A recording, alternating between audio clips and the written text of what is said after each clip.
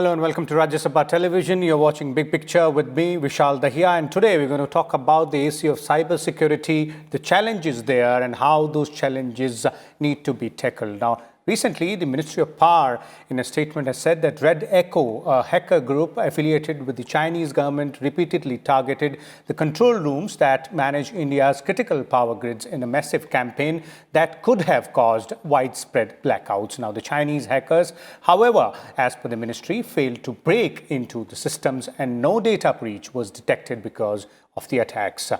Now, this is one particular incident, but apart from that, there is another study which says that in the year 2020, India was one of the Asian countries, Asia Pacific nation, which saw a number of cyber attacks, the highest number of cyber attacks out there. We'll try and understand all the aspects specifically with respect to the critical installations there. And for more on this, we're joined by a distinguished panel. Let me first introduce them to you, beginning with Mr. Abhishek Singh. He is the CEO of National E-Governance Division in the Ministry of Electronics and Information Technology with the Government of India. We also have with us Mr. Amit Dubey, the cyber technology expert, somebody who writes about it, somebody who studies all these aspects there as well. Welcome, both of you, Mr. Dubey and Mr. Singh as well. Let me begin with you, Mr. Singh, and let's first start by understanding the scope of this particular issue. How important and crucial is the concept of cyber security, specifically when we are talking about the national critical installations? Cyber security has always been important, and more so in the present day scenario. We all know that India has been one of the biggest targets of cyber attacks from our friends across the border. And whenever we have cyber attacks, they will not be there only for some hacking into an email or trying to do a financial crime. They would be targeting our critical establishment. And in the last few years, we have seen how there have been attempts to target defense accounts, target government accounts, target ministry websites, target, in recent cases, there have been reports about how Ministry of Power has thwarted attempts for people to break into their systems. And there have been reports about some cyber attacks being targeted to India's top vaccine manufacturing companies. So cybersecurity is a real threat. And what we need to do is to not wish it away, but be aware of what's the challenge, what are the means to address this challenge, how do we strengthen our cyber and information security policies, how do we have a vigilant monitoring mechanism, how do we ensure that we have the best of the tools installed which give us an indication of any abnormal activity that goes on, any DOS attacks, DDoS attacks that goes on, and ensure that all necessary people who are managing our IT assets have the necessary skills, have the necessary training in order to be aware of what the situation is. So I would say that this could not have been a time for upskilling our cyber security infrastructure and ensuring that we are amongst the best in the world. While cyber attacks can happen, but if we are vigilant, then we can prevent that. So far, we have been able to do that. But as more and more systems rely on these transportation systems, nuclear power plants, electricity grid management, railway systems, so we need to ensure that no one is able to launch an attack on us through the cyber domain, and our friends across are capable of doing that. So we have to be aware that we have to protect ours.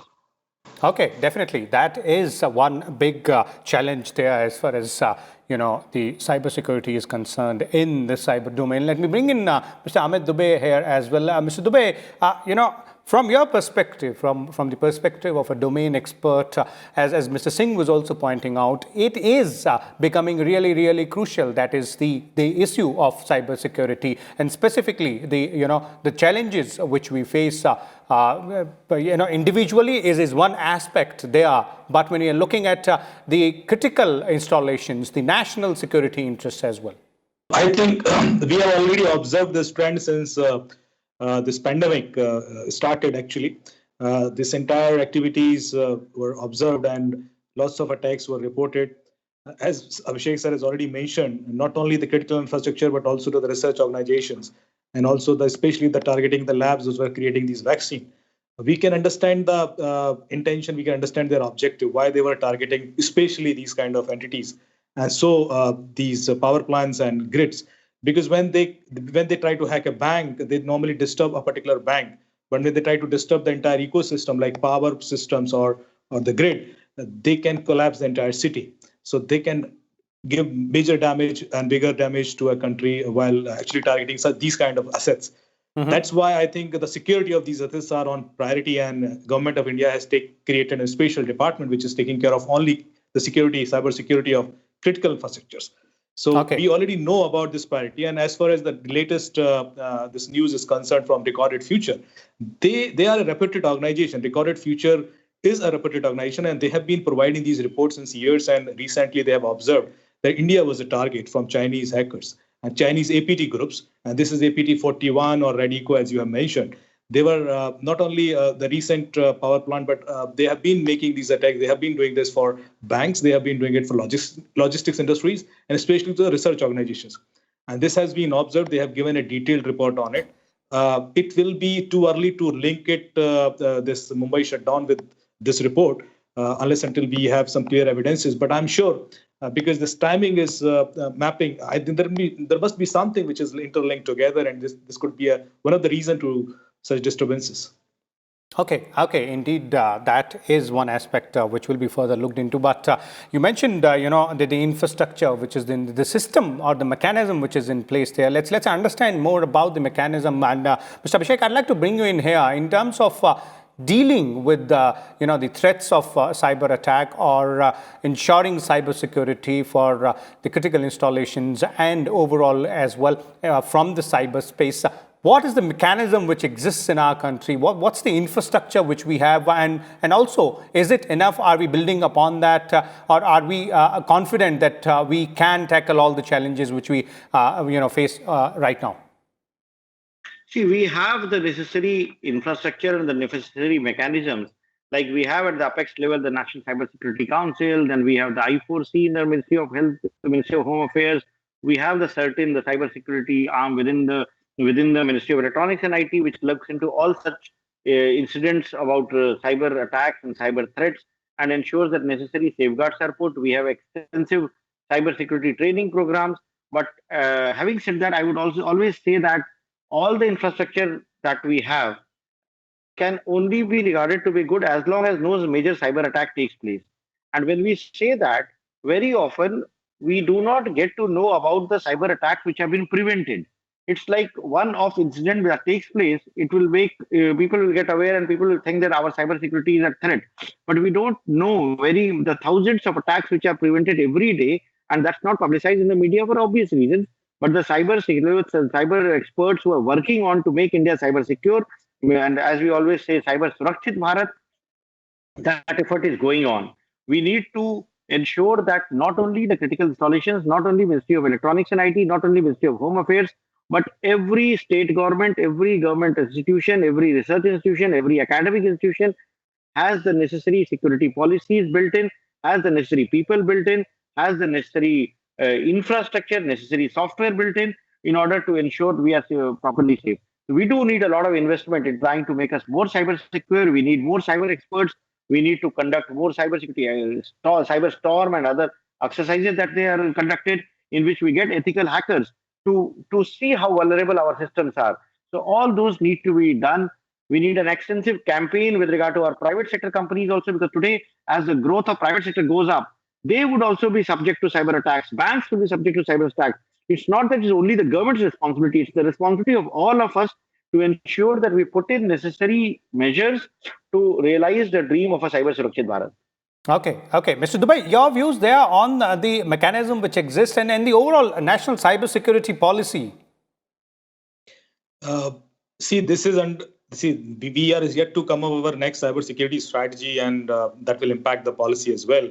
The kind of classification that we are doing with our assets and crown jewels, and also the different kind of infrastructures. And power is always a priority, and then to the banks and the other industries as well. But what I'm trying to focus here is like when we protect a particular kind of industry, it is not only that particular industry, but there are concerns those are supporting the entire ecosystem, or the concerns those are third party, second party components. And we need to ensure the security for those supportive entities as well. Otherwise, they can become the entry point to our main target, and that could break that security chain. And that happens normally because when we see these attacks, those are reported recently, whether it is Cognizant attack, whether it is Twitter hack, or whether it was a hack of small entities like Haldiram and Zomato. So all these things were happening because either second party or third party components were having some sort of vulnerabilities, those were exploited, not the main entity. And that is something I think which we need to focus now onwards. We have been, and I'm quite confident on our preparation. Otherwise, these kind of attempts would have been happening, as Abhishek sir has mentioned, like we are protecting thousands of such attacks every month. But then if we would have been vulnerable so much, we could be attacked every now and then. But that is not happening. That means our security systems are really strengthening enough, and we can protect all these kind of attacks easily. Even our the enemy is as strong as China, and they are having reportedly most number of APT groups. So if you consider the entire this attackers framework or their way of working, all these are classified in terms of APT groups. So there are APT groups from Iran, Turkey, Russia, China, and from many other countries. But most of these APT groups are from China, and they are state sponsored. They have funding from there. So that's why they are quite smart, and they are equipped with all latest smart tools. So if we can protect us against those sort of threats, I think our readiness is world class. We can protect ourselves from any such hack in future. But yes, there are this security is not something which can be ensured at any time. It is an evolution. It is an evolving process. So we need to upgrade ourselves. We need to make it more and more better against any new kind of 0 days attack. And that is something which would come as a process. And this ensuring that process is actually intact and it is as per our guidelines and security frameworks. I think that is something which we bring out through cybersecurity policies and the framework that is being produced or under discussion through the National Cybersecurity Coordinating Office and from various other bodies. So I think India is looking forward to our new strategy as well, and that will be launched very soon. Once it will be on paper, I think we'll have a clear-cut framework which can give us more confidence. Yes, we'll be implementing this, and that will make us secure for future.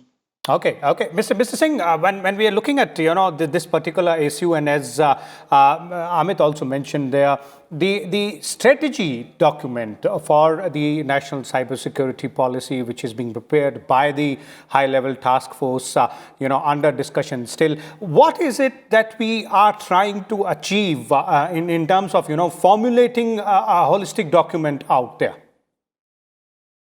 See, the objective is very clear. As I mentioned, we have to be secure. We have to be secure from cyber attacks. We have to be Cyber Surakshit Bharat. And under this document, there will be a lot of things. There will be technical components. There will be operational components. There will be policies. There will be SOPs. How to respond. And in any cyber attack, there are 3 phases which are there. Like, what do you do pre-attack? Like, what is in the normal course of things? When there is no attack happening, how do you practice your policies? How do you do your necessary audits? How do you ensure that your systems are functioning well so that you are not vulnerable to any kind of attack? And then there is one section which is very critical. What happens when there is an attack? When there is a cyber attack and when you are faced with something because of any vulnerability or any loophole, or because it can be through multiple reasons because of which an attack happens, then there are protocols defined. Like if there is an attack, how to stop, how to minimize the damage there, and how to ensure that we are able to save the critical data, critical assets, and we don't lose anything that is really, really of value. So those firewalls, those security parameters are defined during the attack. And then there is, of course, the protocols that is to be followed after an attack. If an attack happens, one thing can be that we can do fault finding, why it happened, but then every attack which happens, whether prevented or not prevented, has a lot of lessons. So what do we learn from them? How do you ensure that we are able to install patches? How do we install that vulnerabilities are fixed? How do we ensure that any security patch that was missing or any software update that was required to be done was not done, or any human error, because many attacks happen because of human errors also. Sometimes people don't follow very basic, simple password policies. Like people do not follow the standard protocols which are there for very often ease of access to services. So those things need to be clearly defined, articulated, shared with the people who are concerned, and then monitored and checked from time to time. Because just issuing a guideline or creating a document doesn't help. Adherence to that guideline and then regular audits and ensuring that our systems are tested. We get ethical hackers and So Amit is here, and people like him help us a lot in this thing to who go and check whether because of any new software update, any new vulnerabilities have come in. So those things are an ongoing process. So all those things have become a part of that document, which helps us become more secure on the in the cyber world. Okay, okay. Amit, since you're involved with all these aspects, your views there in terms of the effectiveness of the entire crisis management plan starting from the pre-attack part to tackling the threat specifically when it is been put in motion there. Vishal ji, actually, for as Abhishek ji has mentioned, like we need this to be done on a continuous basis, whether these are audits, whether it is monitoring network or the attacks. So we set up honeypots and we set up SOCs, security operation controls, and we have state level SOCs where all these government assets are monitored on 24/7. And then if there is any such expected attack observed or we get an alert, there is a response system, and that response system makes it sure like we'll have minimum damage or we can recover from that attack as soon as possible. So that's why most of these attacks are do not come in like in public notice, because we can fix it in time, and we, as per our SLA, we can provide a remedy for that. That is something which is happening, which is already there as a practice.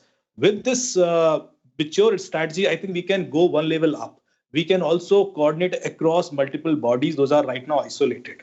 And there are such learnings, as Abhishek ji has said, every attack gives us a learning. That learning can be used by all of these entities. Suppose we have had an attack on any bank, and other banks are not having that sort of fix. If we can collate that quickly and we can definitely consume it with other such SOCs in the real time, we can make our infrastructure much more secure for further attacks. So that is something which we need to bring as a practice, and which will be a part of this new strategy, where we can create some connected infrastructure where all these informations can be shared together. More than that, there are legal entities as well, because we'll be coming up with PDP, personal data privacy bill as well, where we'll make these corporate entities to be more responsible for it. They need to ensure that data should be protected. They need to invest a little money to make their infrastructure more secure, which right now is missing. Because see, as I said, like the government departments, and they are also using lots of services from private companies. And if any private companies do have some vulnerability which makes them which gives any entry point to hackers to this government system, I think that is also a serious risk. So one such system having the complete security posture ready will not be sufficient. We need to. This is a cohesive thing. This should be done for all the entities. Those are part of this entire ecosystem, and that is something which I think this PDP will make sure that everybody should have to take that responsibility, that they are keeping their data secure by having all those parameter security, to endpoint security, to network security, to application security, to IPS, IDS, firewalls, gateways, what all is required, that has to be there, and then a regular audit as well, so that these should be updated. They should not have old OS or old patches, and all this process also be matured enough so that we can protect us against any upcoming future threat. Okay, that's a very important and significant point. I'll bring in Mr. Singh back again here. Mr. Singh, we've been talking about how putting in place an effective mechanism is really important, and we have that effective mechanism in place, and a strategy document, a policy, or holistic policy is being worked upon as well.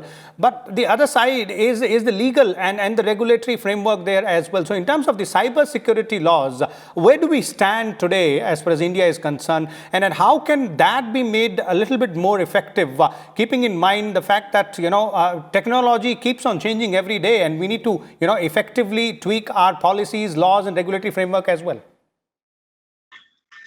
See, yeah, you raise a very valid point. Like, while all measures can be there, and ultimately the law has to take its own course. So while saying that, our IT Act, as it stands, is quite robust in order to ensure that anyone indulging in any kind of cyber crime is punished in the way he or she should be. However, the way technology is evolving, we need to be cognizant of the fact that like for example, a new app like Clubhouse, which allows people to converse in voice where no data retention is there. And if that is used for instigating any crime, or using it for a cyber crime or something, how do you deal with it? There is no evidence left there. So those are the things that we need to grapple with. Those are the things that we need to sit with the legal minds, and we need to strengthen our laws. Recently, we were looking at the amendments that were made to the IT rules for the intermediary guidelines which were there. How do you regulate that sector? So while Section 79A was there, but the rules were not there as explicitly as they've been made now. So to deal with such situations, we will need to further spell out, further detail out the rules in the IT Act, which will make us more secure and more secure from such attacks and such vulnerabilities. And the cybersecurity division in our ministry is also working on if there are amendments which are required to deal with challenges like cryptocurrencies and other things that may come in, and how new modes of technology will be used to launch any cyber attack. So those things, strengthening of Cyber IT Act is also a part of an ongoing process. But as of now, I would say that there is nothing that prevents us from punishing the cyber criminals for the crimes that they are committing at this stage. Okay, fair enough there. Let's bring in Mr. Dubey again for one final comment here, Mr. Dubey, and that is for the general public, for the common man to understand, an individual, what are the do's and don'ts there for a safe cyber experience, and as Mr. Singh was pointing out, Cyber Surakshit Bharat. I think, yeah, so entire security chain eventually ends up at the human level, where we need to ensure all these people should have the sufficient awareness, and they should be following all these do's and don'ts. For example, ensuring their private privacy, especially with these applications, whether it is social media applications or chats or messaging apps, because they all are sourcing lots of information from your phone. So you need to have your settings very, very private. You should not give any permission of your camera or microphone or phone book or memory to these applications, so that you can minimize the risk. Second, even if you are sharing any content, it should be to the limited audience. If you have your Facebook, your friend list should be private. There's no reason you should make it public, because there's no advantage of it. And criminals can take the advantage of it by cloning your Facebook and sending friend requests to your friend. And they know that these are your friends, so they can target your friends eventually for some crime. So you keep your friend list private, keep your posts only visible to your friends, keep your facial expression disabled, that the photograph should not be tagged just by your face over there. Otherwise, there'll be lots of photographs and without your knowledge, and you will be tagged each and everywhere, and people would know your locations, your activities unknowingly. So that is something which you should protect. And this is something which you should do with all platforms, whether you are doing anything on Instagram, Facebook, or Twitter, that your security is in your hand. If you will keep it as minimum as the information which you are sharing on public forums, I think you will be secure. And in this last 10, 12 months, I think people are becoming more aware. When these 150 applications were banned by government of India, I think that has created real concerns. When these WhatsApp was changing their policy, there were lots of people, they were so conscious about it, they were uninstalling that app and they were moving to other applications. I think that awareness and understanding importance of privacy is really important. Once they'll understand the value of their privacy, they can themselves start thinking and putting those security guidelines, and then we'll make everyone secure eventually. So that is something I think this is good. This is a good sign. And any such guideline and any such regulation will help us only if the implementation is there. And the real implementation will happen with the end level person, which is the user. And I think if the user is aware of it, that, okay, these are the powers, these are the regulations, whether it is IT Act, whether it is privacy policies, I think then only it will help us to create entire secure ecosystem. Okay. Mr. Singh, would you like to add more to these do's and don'ts as far as the user is concerned, the end user, the common man? See, the basic do's and don'ts are like I always say that just like we say Jago Grahak Jago, in the world of cybersecurity, you have to be aware all the more. You have to realize that whenever you are using anything that is free, whether an email or a social media platform which is asking you to share people, then there is a risk that is attached. So when you're doing that, then you have to understand what is the way you can keep yourself safe. Keep your personal information personal to you or people whom you absolutely trust. Keep your OTPs, your passwords, your personal identification numbers, date of birth secure. Never share the banks and all. Keep on helping you in doing this. After that, also we all have heard of what kind of crimes Jamtara types do. So one has to be aware, one has to be conscious, and one has to keep one's eyes and ears open when one is on social media, because compared to a physical world, you don't see anyone else who is prowling on you. In a cyber world also, the equivalent of is that you are standing in a marketplace, everybody is looking into what you are wearing, what you are doing. So in the cyber world, also people are looking at you. They are not only looking at you; they are hearing you. They're seeing you what you are doing. So one has to be careful on that count. Okay. Okay, there it is. Thank you so much, Mr. Abhishek Singh and Mr. Amit Dubey, for sharing all those views and various aspects of the concept of cyber security, as our panelists, explained in detail, and the challenges there in how we are trying to tackle those challenges. What are the mechanisms which have been put in place? What more needs to be done in terms of having a strategy, having a policy, or tweaking our laws or the regulatory mechanism accordingly as well. But ultimately, it is about end users like you and me, and we need to adhere to those do's and don'ts, as our panelists and experts were pointing out in our show, and they are pretty much publicized by the government as well. So stick to those guidelines and enjoy safe cyber domain experience there in the cyber world. We'll come back again tomorrow with a different topic. Till then, keep watching Rajya Sabha Television. Thank you.